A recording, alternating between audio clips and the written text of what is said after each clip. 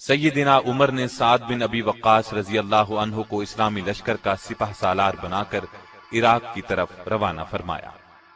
سیدنا سعد بن ابی وقاص رضی اللہ عنہ 590 اور 595 عیسوی کے درمیان پیدا ہوئے۔ شہر پیدائش مکہ ہے۔ خیال کیا جاتا ہے کہ آپ نے ہجرت مدینہ سے قریباً 30 سال پہلے دنیا میں آنکھ کھولی۔ اس وقت 622 عیسوی تھا۔ اس حساب سے آپ عمر میں نبی کریم صلی اللہ علیہ وسلم سے قریباً 23 سال چھوٹے تھے۔ ماں باپ نے نام سعد رکھا۔ آپ کے والد کا نام مالک اور کنیت ابو وقاص تھی، لہٰذا آپ سعد بن ابی وقاص کے نام سے مشہور ہوئے۔ آپ کی کنیت ابو اسحاق تھی۔ آپ کے 2 بیٹوں کے نام اسحاق اکبر اور اسحاق اصغر تھے، انہی کے نام پر کنیت تھی۔ آپ قبیلہ قریش کی ایک معزز شاخ بنو زہرہ سے تعلق رکھتے تھے۔ آپ کا سلسلہ نسب 5ویں پشت میں رسول اللہ صلی اللہ علیہ وسلم کے نسب نامے سے مل جاتا ہے۔ آپ کے والد ابو وقاص مالک نے اسلام کا زمانہ نہیں پایا۔ والدہ کا نام حمنہ تھا۔ ان کا تعلق قریش کی شاخ بنو امیہ سے تھا۔ رسول اکرم صلی اللہ علیہ وسلم سیدنا سعد کے پھوپھی زاد بھائی تھے۔ آپ کے والد چونکہ بی بی آمنہ کے چچا زاد بھائی بھی تھے، اس لیے آپ کے ماموں تھے، اور اس طرح آپ نبی کریم صلی اللہ علیہ وسلم کے ماموں زاد بھائی تھے۔ جوانی کی عمر کو پہنچنے تک آپ نے مختلف ہتھیاروں کا استعمال سیکھ لیا تھا۔ تیر بنانے کے فن میں تو آپ نے بہت مہارت حاصل کر لی تھی۔ 16-17 برس کی عمر میں ان کا شمار مکے کے بہادر، نیک اور سمجھدار نوجوانوں میں ہونے لگا تھا۔ اعلان نبوت کے پہلے 7 دنوں میں سے کسی دن آپ نے اسلام قبول کر لیا تھا۔ کہا جاتا ہے کہ جو ہی آپ کو اسلام کی دعوت دی گئی، آپ نے قبول کر لی۔ اس طرح آپ السابقون الاولون میں شمار ہوئے، یعنی سب سے پہلے ایمان لانے والوں میں سے تھے، اور ان سب سے اللہ تعالیٰ کا وعدہ جنت کا ہے۔ نبی کریم صلی اللہ علیہ وسلم نے جن 10 صحابہ رضی اللہ عنہم کا نام لے کر جنتی ہونے کی بشارت دی، آپ بھی ان میں سے ایک ہیں۔ جب آپ ایمان لائے تو عمر 17 یا 19 سال تھی۔ آپ کی والدہ کو آپ کے ایمان لانے کے بارے میں علم ہوا تو وہ سخت ناراض ہوئی۔ انہیں اپنے باپ دادا کے مذہب سے بہت پیار تھا، چنانچہ انہوں نے ان سے کہا، جب تک یہ نیا دین نہیں چھوڑو گے، میں نہ کچھ کھاؤں گی، نہ پیوں گی اور نہ کوئی بات کروں گی۔ آپ کو اپنی والدہ سے بہت پیار تھا۔ ماں کو پریشان دیکھنا آپ کے لیے بہت بڑا امتحان تھا، لیکن وہ اس امتحان میں پورے اترے۔ ماں 3 دن تک بھوکی پیاسی رہی۔ آپ نے پھر بھی اس کی بات نہ مانی، سختی سے اسلام پر ڈٹے رہے۔ جب والدہ کی حالت نازک ہو گئی تو دوسرے بیٹے نے اسے پانی پلایا۔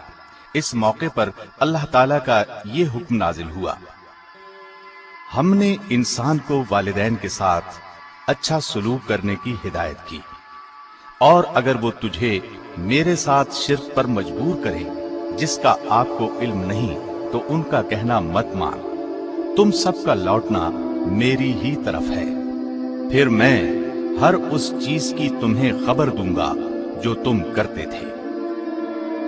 ابتدا میں مسلمان چھپ کر عبادت کرتے تھے۔ سعد بن ابی وقاص بھی ان میں شامل تھے۔ کھلے بندوں عبادت کرنے میں خطرہ تھا، کہیں مشرکین انہیں نقصان نہ پہنچائے۔ ایک روز آپ دوسرے مسلمانوں کے ساتھ مل کر ایک ویران گھاٹی میں نماز ادا کر رہے تھے۔ چند کافر ادھر نکل آئے۔ انہوں نے پہلے تو مسلمانوں کا مذاق اڑایا، پھر انہیں مارنے پیٹنے لگے۔ سیدنا سعد اس وقت بالکل نوجوان تھے، انہیں جوش آ گیا۔ پاس ہی اونٹ کی ایک ہڈی پڑی تھی، اس کو اٹھا کر کافروں پر حملہ کر دیا۔ ایک کافر کے سر پر زور سے ہڈی لگی تو اس کا سر پھٹ گیا، دوسرے اسے ساتھ لیے بھاگ نکلے۔ کہا جاتا ہے سیدنا سعد پہلے شخص ہیں جنہوں نے اللہ کے دین کی خاطر کسی کافر کا خون بہایا۔ نبوت کے 6 سال کے آخر میں مکے کے کافروں نے فیصلہ کیا کہ جب تک ابو طالب اپنے بھتیجے کو ان کے حوالے نہیں کرے گا، اس وقت تک بنو ہاشم سے کوئی شخص کسی قسم کا تعلق نہیں رکھے گا، نہ ان سے شادی بیاہ کرے گا، نہ انہیں کھانے پینے کی کوئی چیز فروخت کرے گا، نہ کوئی اور لین دین کرے گا۔ انہوں نے یہ فیصلہ لکھ کر کعبے کے دروازے پر لگا دیا۔ ابو طالب کو پتہ چلا تو نبی کریم صلی اللہ علیہ وسلم کے دشمن ابو لہب اور اس کے گھر والوں کے سوا باقی خاندان کے سب لوگوں کو شیب ابی طالب میں لے گئے۔ قریش کے خاندان بنو مطلب نے بھی ان کا ساتھ دیا۔ یہ سب لوگ نبی کریم صلی اللہ علیہ وسلم کے ساتھ 7 ہجری نبوت سے لے کر 10 ہجری نبوت تک وہاں رہے۔ یہ دور انتہائی سختیوں کا دور تھا، زبردست تکالیف کا دور تھا۔ کھانے کی کوئی چیز ان تک پہنچنے نہیں دی جاتی تھی، درختوں کے پتے تک کھانے کی نوبت آئی۔ اس پابندی میں سیدنا سعد کے خاندان بنو زہرہ پر کوئی پابندی نہیں تھی، لیکن نبی کریم صلی اللہ علیہ وسلم کا ساتھ دینے کے لیے سیدنا سعد بھی آپ کے ساتھ اس گھاٹی میں رہے۔ ان کا اپنا بیان ہے کہ ایک رات سوکھے چمڑے کا ایک ٹکڑا کہیں سے مل گیا، میں نے اسے پانی سے دھویا، آگ پر بھونا، کوٹ کر پانی میں گھولا اور ستو کی طرح پی کر پیٹ کی آگ بجھائی۔ 3 سال بعد کفار میں سے کچھ اچھے لوگوں کو ان پر رحم آ گیا، انہوں نے کعبے جا کر معاہدے کو پھاڑ ڈالا۔ یہ بھی کہا جاتا ہے کہ اس معاہدے کے کاغذ کو دیمک چاڑ گئی تھی۔ اس طرح بنو ہاشم لوگوں کے ساتھ گھاٹی سے نکل کر اپنے گھروں میں آ گئے اور مصیبت کا یہ دور ختم ہوا۔ نبوت کے 13ویں سال نبی کریم صلی اللہ علیہ وسلم نے مکے میں موجود تمام صحابہ کو یثرب کی طرف ہجرت کرنے کی ہدایت فرمائی۔ اس زمانے میں مدینے کا نام یثرب تھا۔ اس سے پہلے نبوت کے 5ویں اور 6 سال صحابہ کی ایک بڑی تعداد نبی صلی اللہ علیہ وسلم کی ہدایت پر حبش کی طرف ہجرت کر گئی تھی، لیکن سعد بن ابی وقاص اور کچھ دوسرے مسلمانوں نے آپ کے ساتھ ہی رہنا پسند کیا تھا۔ اب حالات بدل گئے تھے۔ وہ اس طرح کہ مکے سے قریباً 300 میل دور شہر یثرب کے بہت سے لوگ اسلام قبول کر چکے تھے، اور انہوں نے نبی صلی اللہ علیہ وسلم کو اپنے شہر آنے کی دعوت دی تھی۔ یہ وعدہ کیا تھا کہ ہر قیمت پر آپ کی حفاظت کریں گے۔ نبی صلی اللہ علیہ وسلم نے ان کی دعوت قبول کر لی تھی، لیکن مناسب یہ سمجھا کہ پہلے اپنے چند صحابہ کرام کو مدینے بھیج دیں، پھر خود تشریف لے جائیں۔ چنانچہ آپ کی ہدایت پر مسلمانوں نے یثرب کی طرف ہجرت کی۔ ان میں سیدنا سعد بن ابی وقاص رضی اللہ عنہ بھی تھے، بلکہ ان کے 14 سالہ چھوٹے بھائی عمیر رضی اللہ عنہ بھی تھے۔ یہ بھی اسلام قبول کر چکے تھے۔ تھوڑے ہی عرصے بعد نبی صلی اللہ علیہ وسلم بھی مکے سے ہجرت کر کے یثرب تشریف لے آئے۔ اس طرح یہ پرانا شہر یثرب سے مدینہ النبی بن گیا۔ بعد میں صرف مدینہ کہلایا جانے لگا۔ مدینے میں مسلمان اگرچہ کفار کے ظلم و ستم سے محفوظ ہو گئے تھے، لیکن کوئی نہ کوئی صحابی آپ کی قیام گاہ کے پہرے پر ضرور موجود رہتے تھے۔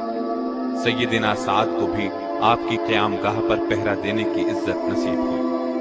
ام المومنین سیدہ عائشہ رضی اللہ عنہا فرماتی ہیں کہ ایک رات نبی صلی اللہ علیہ وسلم کی نیند اچاٹ ہو گئی۔ نبی صلی اللہ علیہ وسلم نے فرمایا، کاش آج کوئی نیک آدمی پہرے پر ہوتا۔ اتنے میں ہم نے ہتھیاروں کی جھنکار سنی۔ رسول اللہ صلی اللہ علیہ وسلم نے فرمایا، کون ہے؟ جواب ملا، سعد ہوں۔ آپ نے فرمایا، کس لیے آئے ہو؟ عرض کیا، دل میں خیال گزرا کوئی دشمن آپ کو نقصان پہنچانے کی کوشش نہ کرے، سو پہرا دینے کے لیے چلا آیا۔ نبی صلی اللہ علیہ وسلم نے انہیں دعا دی اور سو گئے۔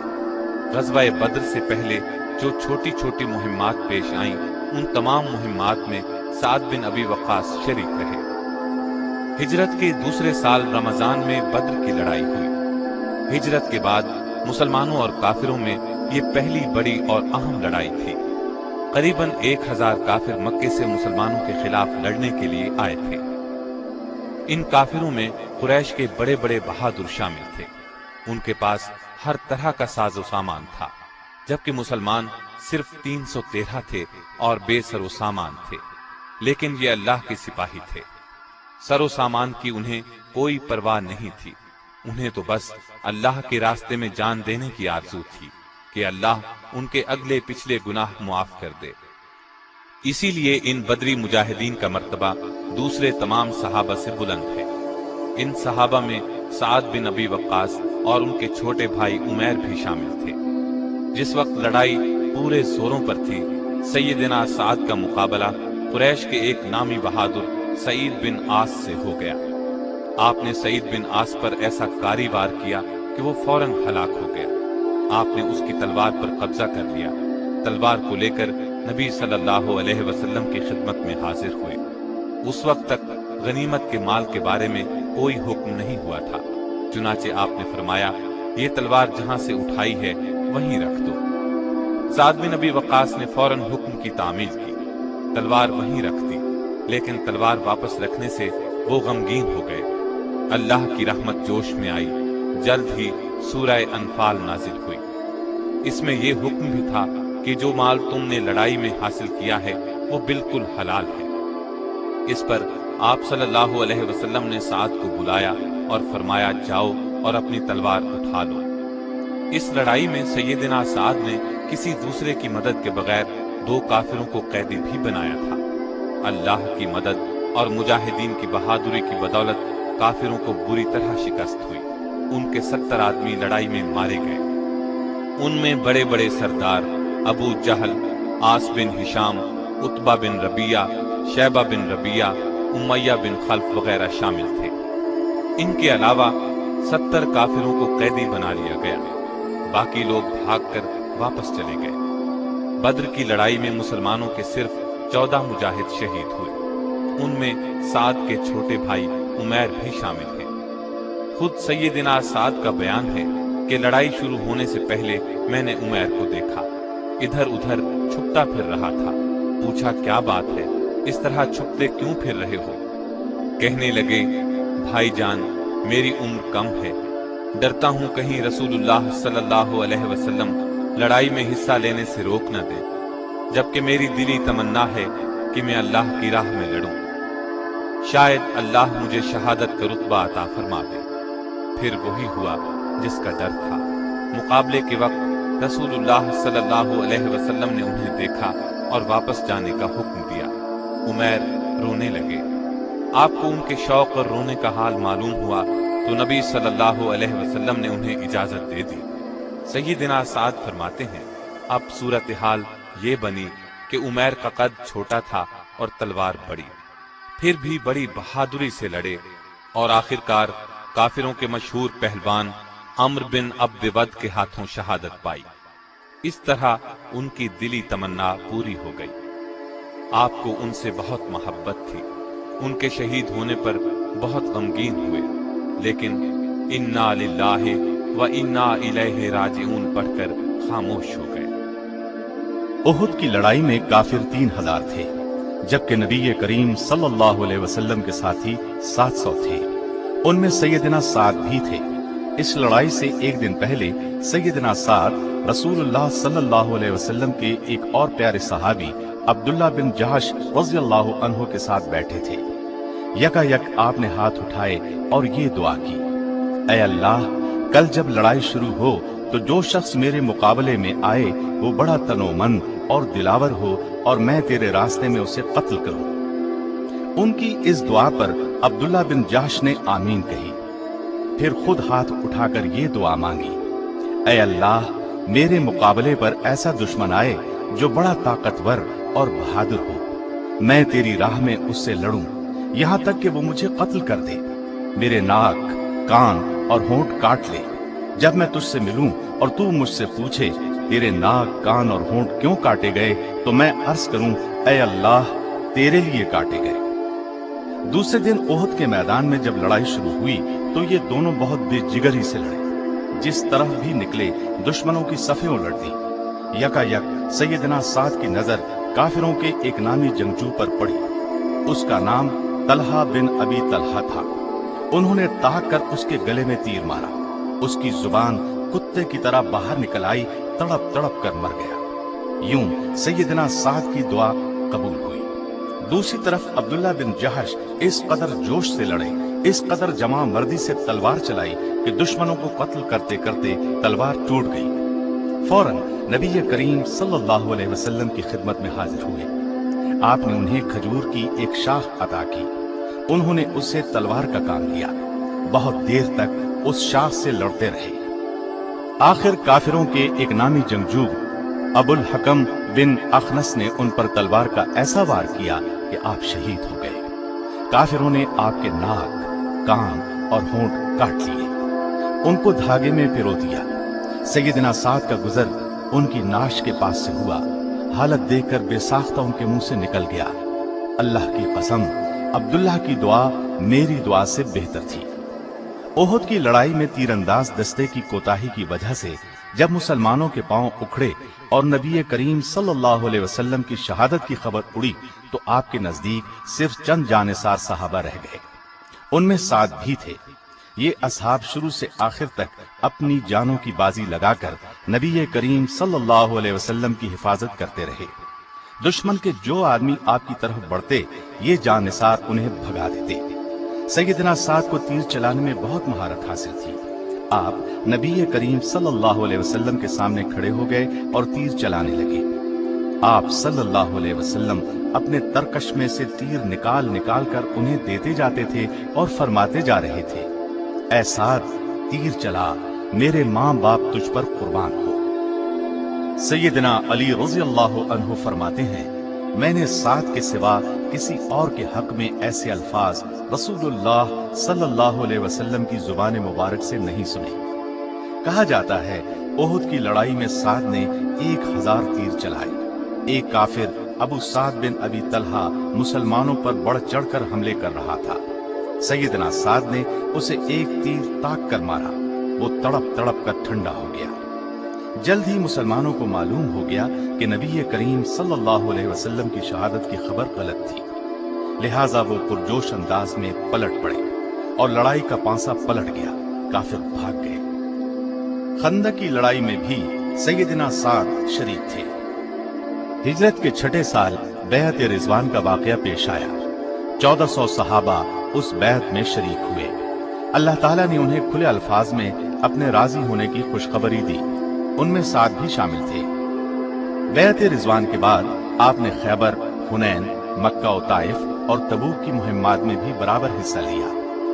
خیبر اور حنین کی لڑائیوں میں سیدنا سعد بہت بہادری سے لڑے۔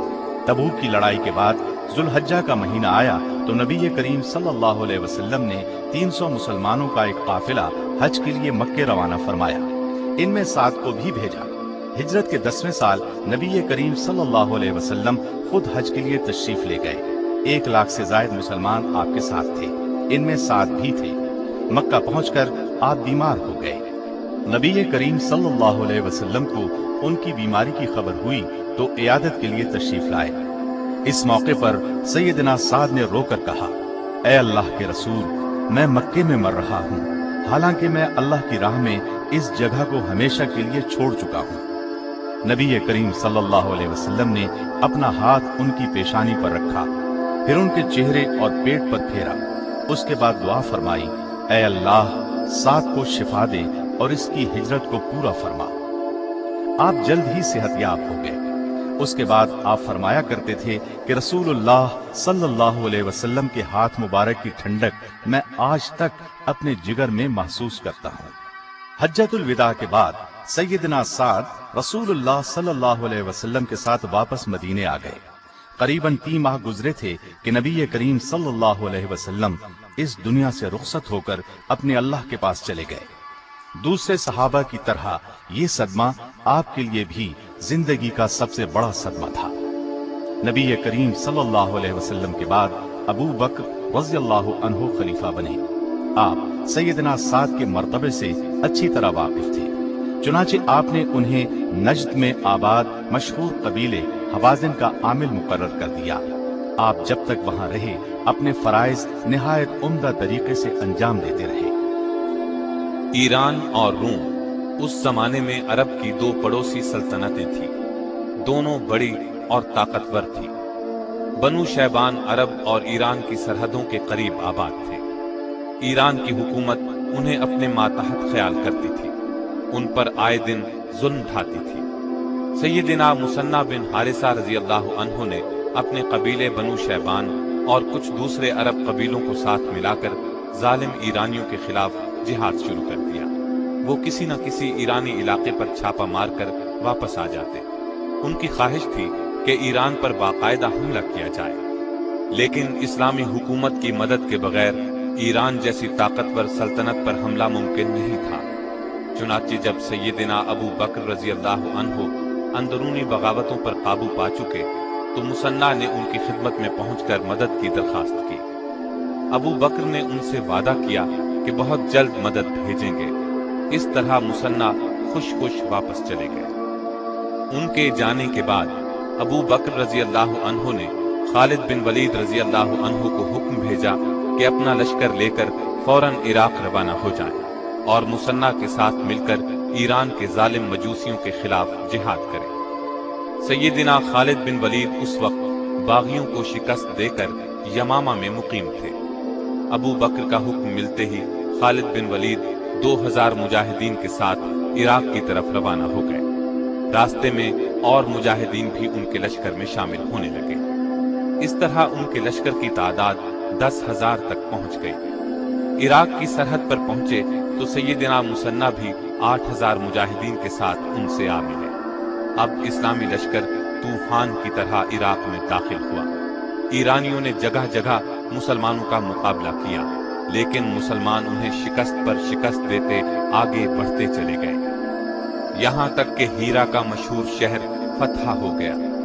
इसके बाद कुछ और शहर फतह करके सैयदना खालिद आगे बढ़ने का इरादा कर रहे थे कि अबू बकर ने खालिद बिन वलीद को अपनी निस्फ फौज के साथ इराक से शाम पहुंचने का हुक्म दिया। वहां मुसलमानों को रूमियों के एक बड़े लश्कर का सामना था। सैयदना खालिद के शाम जाने के बाद ईरानियों ने आपस में तमाम झगड़े खत्म कर दिए और सबने मिलकर शहर बराज को अपना बादशाह चुन लिया। शहर बराज एक बड़ा लश्कर मुसन्ना रजी अल्लाह अन्हु के लश्कर के मुकाबले में ले आया। इस लश्कर को भी सैयदना मुसन्ना ने शिकस्त दी। इसके बाद 3 बादशाह बारी बारी ईरान के तख्त पर बैठे, लेकिन उनमें से कोई भी हुकूमत न चला सका। आखिर ईरानियों ने एक शहजादी पूरान दुख्त को शाही तख्त पर बिठाकर अपनी मलिका बना लिया। पूरान दुख्त ने ईरान के एक मशहूर पहलवान रुस्तम को अपना वजीर आजम और सिपाह सालार बनाया। रुस्तम ने मुसलमानों को इराक से निकालने के लिए जबरदस्त जंगी तैयारियां की और ईरानियों में एक नया जोश भर दिया।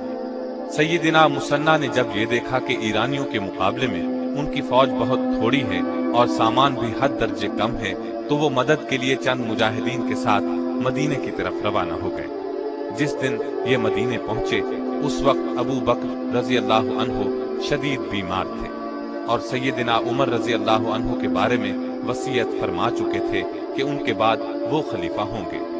उन्होंने मुसन्ना रजी अल्लाह अन्हु के आने की खबर सुनकर अपने पास बुलाया, इराक के तमाम हालात सुने, फिर सैयदना उमर को बुलाया, उन्हें इन अल्फाज में वसीयत की, ऐ उमर, मेरा दम दिन को निकले तो रात को और रात को निकले तो सुबह होने से पहले मुसलमानों को मुसन्ना की मदद के लिए तैयार करना। फिर अपने कफन वगैरह के बारे में कुछ वसीयत की और आखिर 22 जमादियुल आखिर 13 हिजरी को वफात पा गए। इन्ना लिल्लाहि व इन्ना इलैहि राजिऊन। हजरत अबू बकर सिद्दीक रजी अल्लाह अन्हु के बाद सैयदना उमर रजी अल्लाह अन्हु ने सबसे पहला काम ये किया कि मुसलमानों को जमा किया, उन्हें इराक के हालात बताए। मुसलमान जिहाद के लिए तैयार हो गए तो आपने मुसन्ना को वापस भेज दिया और उन्हें हिदायत की कि वो अपना लश्कर हीरा से पीछे हटाकर अरब की सरहद के करीब ले आए और इमदादी लश्कर के पहुंचने का इंतजार करें। फिर आपने इराक के लिए एक लश्कर तैयार फरमाया। अबू उबैदा को उस लश्कर का सिपा सालार बनाकर इराक जाने का हुक्म दिया। अबू उबैदा सहाबी नहीं थे, लेकिन बहुत दिलेर और निडर थे। ये मदीने से कूच करके बहुत जल्द मुसन्ना से जा मिले। उधर ईरान के वजीर आजम रुस्तम ने 2 बड़े लश्कर मुसलमानों के मुकाबले के लिए रवाना किए। अबू उबैदा ने इन दोनों को नमारिक और कसकर की लड़ाइयों में शिकस्त दी। फिर आगे बढ़कर बाकेशिया के मकाम पर एक ईरानी जर्नैल जालिनूस को शिकस्त दी और शहर पर कब्जा कर लिया। रुस्तम को इन शिकस्तों की खबर मिली तो उसने एक तजर्बाकार जर्नैल बहमन को एक लश्कर जर्रार और 20 जंगी हाथियों के साथ रवाना किया। इस लड़ाई में हाथियों ने तबाही मचा दी। अबू उबैदा, उनके एक भाई और बहुत से दूसरे मुसलमान हाथियों का मुकाबला करते हुए शहीद हो गए। ऐसे में दरिया का पुल टूट गया और बहुत से मुसलमान दरिया में डूब गए। मुसन्ना ने इस मुश्किल वक्त में बहुत दिलेरी दिखाई और अपनी बाकी मांदा फौज नरके से निकाल लाए। इस लड़ाई में 9000 फौज में से 6000 शहीद हो गए। ये लड़ाई जसर यानी पुल की लड़ाई के नाम से मशहूर है। सैयदना उमर को जसर की लड़ाई में मुसलमानों की शिकस्त की खबर मिली तो उन्हें बहुत दुख हुआ। उन्होंने एक और लश्कर तैयार किया। आपने इस लश्कर को अब्दुल्ला बिन जरीर बजली की मातहती में मुसन्ना की मदद के लिए इराक रवाना किया। ईरानियों की तरफ से एक मशहूर जर्नैल महरान 1 लाख से जायद फौज और 20 जंगी हाथियों के साथ मुसलमानों की तरफ बढ़ा। दरियाए फुरात के किनारे बोवैब के मकाम पर दोनों फौजों का मुकाबला हुआ। घमसान की लड़ाई हुई। मुसलमानों की तादाद ईरानियों से बहुत कम थी। उनके पास हाथी भी नहीं थे, साजो सामान भी बहुत कम था। फिर भी वो कदम जमाकर इस शान से लड़े कि ईरानियों का मुंह फेर कर रख दिया। मुसलमानों के जोश का अजीब हाल था। मुसन्ना और उनके भाई सैयदना मसूद इस तरह लड़ रहे थे कि उन्हें सर पैर का कुछ होश न था। अचानक मसूद जख्मी होकर गिर पड़े। मुसन्ना ने देखा तो ललकार कर कहा, मुसलमानों, शरीफ लोग इसी तरह जान दिया करते हैं। देखना तुम्हारे झंडे हरगिज न झुकने पाए। जंग जारी रही। अब तक ईरानियों के बड़े बड़े सरदार मारे जा चुके थे, ताहम उनका सिपा सालार कदम जमाकर लड़ रहा था। कबीला तगलब के एक मुजाहिद ने उसे ताड़ लिया। तलवार सौंत कर उस पर टूट पड़ा।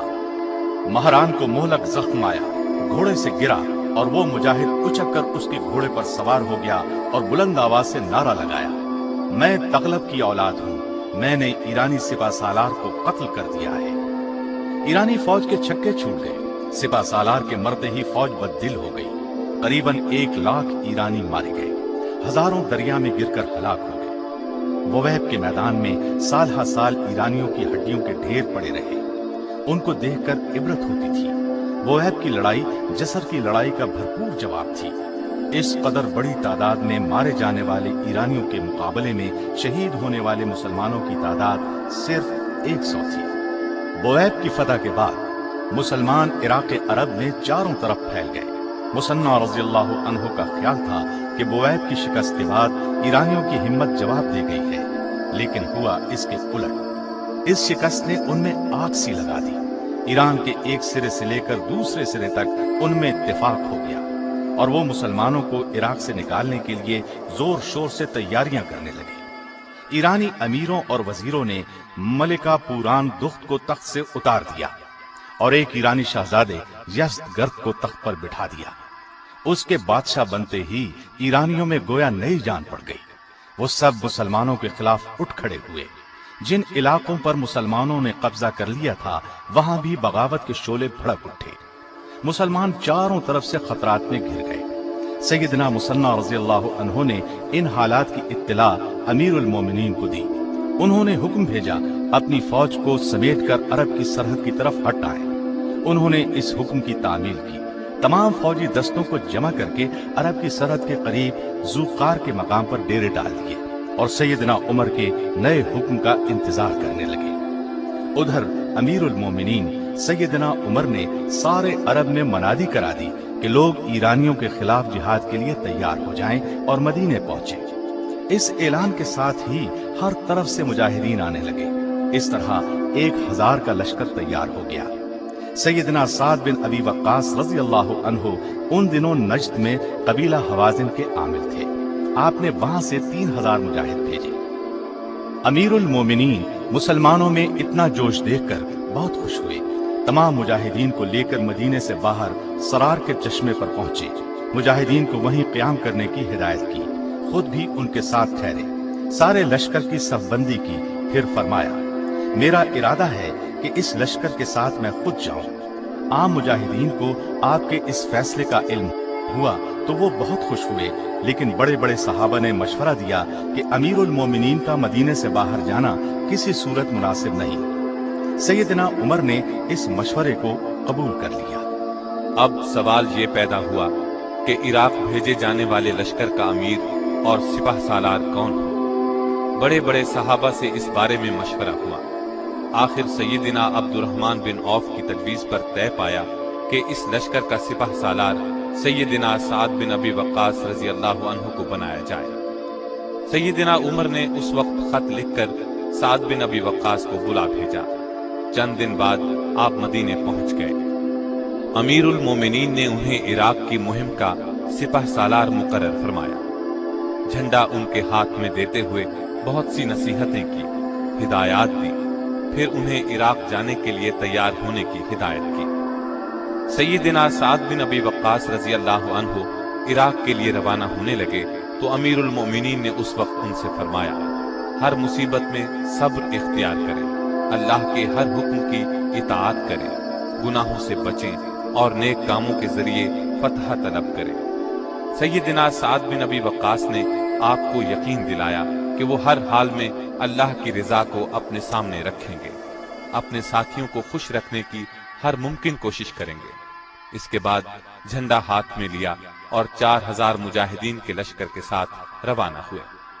امیر المومنین انہیں رخصت کرنے کے لیے خود گئے۔ سعد بن ابی وقاص نے مدینے سے روانہ ہونے کے بعد سالبہ کے مقام پر پڑاؤ ڈالا۔ یہاں 4000 کا لشکر اور پہنچ گیا۔ انہیں بھی امیر المومنین عمر رضی اللہ عنہ نے روانہ کیا تھا۔ اس کے بعد بھی وقفے وقفے سے دستے ان کے پاس آتے رہے، یہاں تک کہ سالبہ میں ان کے پاس 20,000 فوج جمع ہو گئی۔ 3 ماہ تک وہاں ٹھہرنے کے بعد سیدنا سعد نے وہاں سے کوچ کیا اور شراف کے مقام پر پڑاؤ ڈالا۔ اس دوران میں سیدنا مسنہ رضی اللہ عنہ وفات پا گئے۔ جسر کی لڑائی میں انہیں زخم آئے تھے، وہ زخم بگڑ گئے اور آپ انہی زخموں سے چل بسے۔ انتقال سے پہلے انہوں نے اپنی جگہ بشیر بن خصاصیہ رضی اللہ عنہ کو اپنی فوج کا سپہ سالار مقرر کیا اور انہیں وصیت کی کہ ان کا پیغام سعد بن ابی وقاص رضی اللہ عنہ کو دے دیا جائے، جہاں تک ممکن ہو عرب کی سرحد کے قریب رہ کر ایرانیوں سے جنگ کرے۔ اللہ تعالی مسلمانوں کو فتح دے تو پھر بے دھڑک ایران کے اندر گھس جائیں۔ بشیر بن خصاصیہ اپنی فوج کے ساتھ شراف میں سعد سے آ ملے۔ اس فوج کی تعداد 8000 کے قریب تھی۔ انہوں نے سعد کو مسنہ کی وفات کی خبر سنائی، انہیں بہت صدمہ ہوا۔ شراف سے آپ نے تمام حالات امیر المومنین کو لکھ بھیجے، مسنہ کی وصیت کا ذکر بھی کیا۔ جواب میں سیدنا عمر نے ان کی وصیت کی تائید کی اور سعد کو ہدایت کی کہ شراف سے کوچ کر کے قادسیہ کے مقام پر پڑاؤ ڈالے۔ یہ ایران کا دروازہ ہے اور نہایت سرسبز و شاداب مقام ہے۔ امیر المومنین کا خط ملنے پر سعد نے شراف سے کوچ کیا، قادسیہ کی طرف روانہ ہوئے۔ راستے میں غدیب کا مقام آیا، یہ ایرانیوں کی فوجی چوکی تھی، یہاں وہ اپنے ہتھیار رکھتے تھے۔ اس چوکی کے پہرے داروں کو مسلمانوں کے آنے کی خبر ملی تو وہ بھاگ نکلے۔ اس طرح غدیب سے مسلمانوں کو کافی ہتھیار ملے۔ چند دن وہاں ٹھہر کر آخر سعد بن ابی وقاص قادسیہ پہنچ گئے۔ آپ نے وہاں پڑاؤ ڈالنے کے بعد ارد گرد کے علاقوں میں فوجی دستے بھیجنے کا کام شروع کیا۔ ان دستوں نے فوج کے لیے غلہ، مویشی اور دوسری ضروریات کی چیزیں مہیا کرنے کا کام کیا۔ جس وقت اسلامی لشکر عراق کی طرف بڑھ رہا تھا، ایران کا بادشاہ یزدگرد مسلمانوں سے مقابلے کی زبردست تیاری کر رہا تھا۔ بہت جلد اس نے ایک بڑا لشکر تیار کر لیا۔ اس لشکر کا سپہ سالار اس نے وزیر اعظم رستم کو مقرر کیا اور اسے حکم دیا کہ وہ تباہ کن حملہ کر کے مسلمانوں کو پیس ڈالے۔ رستم ایران کا نامی گرامی بہادر تھا۔ وہ 60,000 فوج کے ساتھ ایران کے دارالحکومت مدائن سے مسلمانوں کے مقابلے کے لیے روانہ ہوا۔ مدائن سے چل کر یہ لشکر سابات کی فوجی چھاونی پہنچا۔ یہاں ہر طرف سے امدادی فوجی رستم کے پاس پہنچنے لگے، یہاں تک کہ تعداد 1.5 لاکھ ہو گئی۔ رستم کی فوج اب مسلمانوں سے لڑنے کے لیے بری طرح بے چین تھی۔ یہ تمام خبریں سیدنا سعد نے امیر المومنین کو لکھ بھیجی۔ ادھر سے جواب ملا، ایرانی فوجوں کی کثرت اور ساز و سامان سے گھبرانے کی ضرورت نہیں، اللہ پر پورا بھروسہ رکھیں، اسی سے مدد مانگیں۔ جنگ سے پہلے ایران کے بادشاہ کے پاس چند دانا اور بہادر لوگوں کو سفیر بنا کر بھیجیں، وہ اسے اسلام کی دعوت دیں۔ انشاءاللہ اس دعوت سے ایرانیوں کے ارادوں میں سستی پیدا ہوگی، اور اگر ان کا بادشاہ اسلام کی دعوت قبول کرنے سے انکار کر دے تو ان کا عذاب بھی اسی کے سر ہوگا۔ امیر المومنین کا حکم ملتے ہی سیدنا سعد نے اپنی فوج سے 14 آدمی منتخب کیے۔ یہ 14 آدمی سادہ لباس میں صرف کوڑے ہاتھ میں لیے مدائن میں داخل ہوئے۔ وہاں کے لوگ ان حضرات کو دیکھ کر بہت حیران ہوئے۔ ادھر بادشاہ یزدگرد کو ان کے آنے کی اطلاع مل چکی تھی۔ اس نے اپنے دربار کو بڑی شان و شوکت سے سجایا۔ یہ لوگ دربار میں داخل ہوئے۔ बादशाह ने अरबी जानने वाले दरबारी के जरिए उनसे पूछा, तुम लोगों ने हमारे मुल्क पर हमला क्यों किया है? सैयदना साद ने इन 14 आदमियों का अमीर सैयदना नौमान को बनाया था। उन्होंने बादशाह की बात का जवाब दिया, ए बादशाह, हम दुनिया जहां की बुराइयों में मुब्तला थे। अल्लाह ने हम पर रहम किया, हमारी तरफ अपना रसूल भेजा। उसने हमें बुरे कामों से रोका, नेक कामों की हिदायत की, बुतों की पूजा छोड़कर एक अल्लाह की इबादत करने का हुक्म दिया। इसके बदले में दुनिया और आखिरत की कामयाबी की खबर दी। हम इस पर ईमान ले आए। पहले अरब के मुख्तलिफ कबीलों को इस्लाम की दावत दी, वो हमारे साथ हो गए तो हमें हुक्म मिला करीबी मुल्कों के लोगों को इस्लाम की दावत दें। हमारा मकसद लूट मार करना नहीं।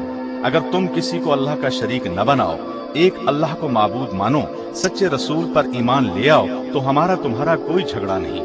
हम सिर्फ अल्लाह की किताब कुरान मजीद तुम्हारे दरमियान छोड़कर चले जाएंगे। अगर ये मंजूर नहीं तो तुम्हें जिजिया देना होगा। इस पर भी राजी नहीं तो तलवार हमारे तुम्हारे दरमियान फैसला करेगी। जिजिया देने की सूरत में हम तुम्हारी हिफाजत करेंगे। यज़दगर्द को यह जवाब सुनकर बहुत गुस्सा आया। उसने गर्जदार आवाज में कहा, तुम सांप और छिपलियां खाने वाले भूखे नंगे लोग हमारे मुल्क को लूटना चाहते हो। अब वक्त आ गया है कि तुम्हें सजा दी जाए और धक्के देकर इस मुल्क से निकाल दिया जाए। तुम्हारे लिए मैं ज्यादा से ज्यादा ये कर सकता हूँ कि तुम्हारे ऊंटों पर गल्ला और छुआरे लगवा दूं और अरब पर ऐसा हाकिम मुकर्रर कर दूं जो तुम्हारा ख्याल रखे। इसके अलावा तुम कुछ और चाहते हो तो फिर तुम्हें जिल्लत की मौत मिलेगी। इन 14 सफीरों में कैस बिन जुरारा भी शामिल थे। चंद कदम आगे बढ़े और बादशाह से बोले, ऐ बादशाह, हम अरब के शरीफ लोग हैं। तुम्हारी नफरत भरी बातें इस काबिल नहीं कि तुम्हें जवाब दिया जाए। हम तो इस्लाम का नूर तुम्हारे सीनों में उतारना चाहते हैं। इस्लाम कबूल कर लो तो बेहतर, वरना जिजिया या तलवार, एक चीज तो तुम्हें कबूल करनी होगी। इस पर यज़दगर्द के गुस्से की इंतहा न रही। उसने चिल्लाकर कहा, अगर एलचियों का कत्ल जायज होता तो आज तुम में से कोई जिंदा बचकर न जाता। ऐ दूसरों के मुल्कों को लूटने वालों, तुम्हें ये खाक मिलेगी। ये कहकर उसने बहुत सी खाक धूल मंगवाकर मुसलमानों के आगे फेंक दी। एक मुजाहिद ने ये खाक अपनी चादर में डाल ली। फिर सारे सफीर अपने लश्कर में लौट आए और सैयदना साद के पास पहुंचकर इन अल्फाज में उन्हें मुबारकबाद दी, ऐ अमीर, मुबारक हो, दुश्मन ने खुद अपनी जमीन हमें दे दी है। इंशाअल्लाह अब हम जरूर उसके मुल्क पर कब्जा कर लेंगे। ईरानी सफीरों के वापस जाने के बाद यज़दगर्द ने रुस्तम को हुक्म दिया कि साबात से चलकर कादसिया पहुंचो और मुसलमानों को पीस डालो। हुक्म मिलने पर रुस्तम रवाना हुआ। उसके हर सिपाही ने जिरह पहनी हुई थी, हर तरह के हथियारों से लेस थे। घुड़सवार दस्ते में चोटी के सवार शामिल थे। जंगी हाथियों के कदमों की धमक से जमीन हिल रही थी। फौज के खेमे चमकदार रेशमी कपड़े के थे। रुस्तम सोने के तख्त पर बैठा था। ये लश्कर जर्रार कादसिया में अतीक के मकाम पर आकर रुका। रुस्तम ने हालात का जायजा लिया और सैयदना साद को पैगाम भेजा, अपना कोई भरोसे वाला आदमी मेरे पास भेजो ताकि सुलह की गुफ्तगू की जा सके। आपने उसकी ख्वाहिश पर 3 या 4 बार अपने एलची रुस्तम के पास भेजे, लेकिन कोई बात न बन सकी। आखिरी बार मुगीरा बिन शोबा रजी अल्लाह अन्हु बात करने के लिए गए। उनका शुमार अरब के निहायत दाना और बहादुर लोगों में होता था। वो बहुत लापरवाही से रुस्तम के दरबार में दाखिल हुए और उसके तख्त पर उसके जानू से जानू मिलाकर बैठ गए। ये देखकर दरबार में हलचल मच गई। शाही मुलाजिमीन ने आगे बढ़कर उन्हें तख्त से उतार दिया। इस पर सैयदना मुगीरा ने कहा, मैंने सुना था कि ईरान के लोग बहुत तमीज वाले हैं, लेकिन मुझे मालूम नहीं था कि वो एक शख्स को खुदा बनाकर तख्त पर बिठा देते हैं और उसे पूजने लगते हैं। अल्लाह का शुक्र है, हम अरबों में ये रवाज नहीं है। तुमने खुद यहाँ मेहमान बनाकर बुलाया है, इसलिए मेरे साथ तुम्हारा ये सलूक मुनासिब नहीं था। रुस्तम ये सुनकर शर्मिंदा हुआ और कहा, ये मेरे खादिमों की गलती थी, लेकिन ये तो बताओ कि तुम अपनी इस पुरानी तलवार और छोटे छोटे तीरों से हमारा मुकाबला कैसे करोगे। इस पर मुगीरा ने कहा, बेशक मेरी तलवार पुरानी है, लेकिन इसकी धार बहुत तेज है। बाकी रहे तीर तो समझ लो आग का शोला छोटा सा भी हो आग ही है। आग का काम जलाना है। اس پر رستم نے کہا تمہاری بہتری اسی میں ہے کہ یہاں سے چلے جاؤ، ہم تمہارا پیچھا نہیں کریں گے۔ اس کے جواب میں مغیرہ نے تلوار کے قبضے پر ہاتھ رکھ کر کہا اگر تم اللہ کا سچا دین اسلام قبول نہیں کرتے تو جزیہ دینا قبول کرو، ورنہ تلوار ہمارے اور تمہارے درمیان فیصلہ کرے گی۔ ان الفاظ کے ساتھ ہی رستم غصے میں آ گیا۔ اس نے للکار کر کہا آفتاب کی قسم، اب ہرگز تم سے صلح نہیں ہوگی، میں کل تم سب کو ہلاک کر ڈالوں گا۔ یہ سن کر مغیرہ نے کہا بہت اچھا، جو اللہ چاہے گا وہی ہوگا۔ اس کے بعد وہ اپنے لشکر میں آ گئے۔ سیدنا سعد کو رستم کے ارادوں سے باخبر کیا۔ آپ نے اسی وقت مجاہدین کو لڑائی کی تیاری کا حکم دے دیا۔ دوسری طرف ایرانی لشکر بھی زور شور سے تیاری کرنے لگا۔ اب سیدنا سعد کو رستم نے پیغام بھیجا کہ تم دریا پار کر کے اس طرف آؤ گے یا ہم ادھر آئیں۔ آپ رضی اللہ عنہ نے کہلا بھیجا کہ تم اس طرف آؤ۔ اس وقت دریا میں پانی کم تھا۔ رستم نے اپنی فوج کو حکم دیا کہ اس پر ایک پل بناؤ۔ فوج نے راتوں رات نہایت مضبوط پل تیار کر دیا۔ دوسرے دن رستم نے بڑی شان اور شوکت کے ساتھ دریا پار کیا، اپنی صف بندی کی، ہاتھیوں کی قطار کھڑی کی۔ ایرانی لشکر کی تعداد 2 لاکھ کے قریب تھی، جبکہ اسلامی لشکر 30,000 سے کچھ زیادہ تھا۔ مسلمانوں کے جوش کا یہ عالم تھا کہ وہ اپنی صفوں سے نکلے پڑ رہے تھے۔ ایسے میں سیدنا سعد بیمار ہو گئے۔ ان کی بیماری کچھ ایسی تھی کہ گھوڑے پر نہیں بیٹھ سکتے تھے اور نہ آسانی سے چل پھر سکتے تھے۔ اب آپ رضی اللہ عنہ خود لڑائی میں حصہ لینے کے قابل نہ رہے، تاہم لڑائی کی نگرانی کرنا بہت ضروری خیال کرتے تھے۔ اس موقع کے لیے وہاں ایک پرانا محل مل گیا۔ آپ اس کی دوسری منزل پر تکیے کے سہارے اس طرح بیٹھ گئے کہ جنگ کا میدان نظر کے سامنے تھا۔ اس وقت فوج میں نبی صلی اللہ علیہ وسلم کے ایک صحابی سیدنا خالد بن عرفطہ بہت بہادر اور دانا تھے۔ آپ نے انہیں بلایا اور فوج کی کمان ان کے سپرد کرتے ہوئے فرمایا میں کاغذ پر لکھ کر ہدایات آپ کو بھیجتا رہوں گا۔ اب دونوں فوجیں ایک دوسرے کے سامنے کھڑی تھیں۔ اس وقت کے دستور کے مطابق ایک ایرانی جنگجو میدان میں نکلا۔ اس کا مقابلہ ایک مسلمان مجاہد نے کیا اور اسے گرفتار کر لیا۔ دوسرا ایرانی جنگجو اپنے مقابلے میں آنے والے مسلمان کا مقابلہ نہ کر سکا اور میدان سے بھاگ نکلا۔ تیسرا ایرانی بہادر اپنے مقابلے میں آنے والے مسلمان کے ہاتھوں مارا گیا۔ اب عام لڑائی شروع ہوئی۔ تمام مجاہدین سارا دن سر دھڑ کی بازی لگا کر لڑے۔ رات ہوئی تو دونوں لشکر اپنے اپنے پڑاؤ میں چلے گئے۔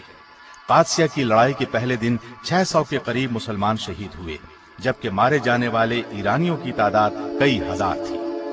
دوسرے دن لڑائی شروع ہوئی تو مشہور بہادر قعقاع بن عمرو تمیمی 1000 مجاہدین کے ساتھ قادسیہ پہنچ گئے۔ انہیں ابو عبیدہ نے شام کے محاذ سے امدادی فوج کے طور پر بھیجا تھا، لیکن اس امدادی فوج کے آنے پر بھی ایرانیوں کا حملہ نہ روکا جا سکا، ان کے آگے بند نہ باندھا جا سکا، کیونکہ ان کی تعداد بہت زیادہ تھی، وہ پورے جوش سے لڑ رہے تھے۔ ایسے میں جب ایرانی شدید دباؤ ڈال رہے تھے، ایک نقاب پوش شاہ سوار گھوڑا دوڑاتا میدان جنگ میں داخل ہوا۔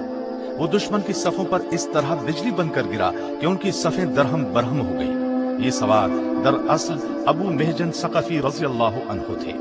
کچھ دن پہلے ان سے شراب پینے کی غلطی ہو گئی تھی، اس پر انہیں ایک جزیرے پر قید کروا دیا گیا تھا۔ لیکن جب انہوں نے قادسیہ کی لڑائی کے بارے میں سنا تو یہ وہاں سے کسی نہ کسی طریقے سے نکل آئے، لیکن سیدنا سعد نے انہیں پھر گرفتار کر لیا اور جس محل کی اوپر والی منزل پر بیٹھ کر آپ جنگ کی نگرانی کر رہے تھے، اس قلعے میں انہیں بیڑیاں پہنا کر ڈال دیا گیا۔ جب قادسیہ کی لڑائی کے پہلے روز انہوں نے تلوار کے ٹکرانے کی آوازیں سنی تو یہ بری طرح بے چین ہو گئے اور پکار کر سیدنا سعد سے درخواست کی کہ انہیں کھلی جنگ کی اجازت دی جائے، لیکن آپ نے انہیں اجازت نہ دی۔ دوسرے دن لڑائی پھر شروع ہوئی، یہ پھر بے چین ہو گئے۔ قید خانے کی کھڑکی سے مسلمانوں کو مشکل میں دیکھا تو اور بھی جوش میں پڑ گئے۔ عجب حالت تھی، کبھی اپنے ہونٹوں کو کاٹتے تھے، کبھی ہاتھ ملتے تھے۔ ان کی یہ حالت اور آوازیں سیدنا سعد بن ابی وقاص رضی اللہ عنہ کی بیوی سلمہ رضی اللہ عنہا کے علم میں آئی۔ یہ ان کے نزدیک گئیں اور انہوں نے بڑی عاجزی سے درخواست کی کہ بہن، اللہ کے لیے میری بیڑیاں کھول دیں، एक घोड़ा हथियारों समेत मुझे दे दें, फिर देखें कि मैं दुश्मन के मुकाबले में क्या करता हूँ। जिंदा रहा तो आकर बेड़ियां पहन लूंगा। सलमा ने सैयदना साद के खौफ से उनकी बात मानने से इनकार कर दिया। उस पर वो शदीद मायूसी के आलम में अपनी कोठरी में दर्दनाक शेर पढ़ने लगे। इन अशार का मतलब ये था कि इससे बढ़कर क्या गम होगा कि सवार नेज़े लेकर लड़ रहे हैं और मैं जंजीरों में जकड़ा हुआ हूँ। खड़ा होना चाहता हूँ तो जंजीरें उठने नहीं देती और दरवाजे इस तरह बंद कर दिए जाते हैं कि पुकारने वाला पुकारते पुकारते थक जाता है। किसी को मेरा ख्याल नहीं और मैंने अल्लाह से आहद किया है और मैं इस आहद को नहीं तोड़ूंगा। अगर शराब खानों के दरवाजे मुझ पर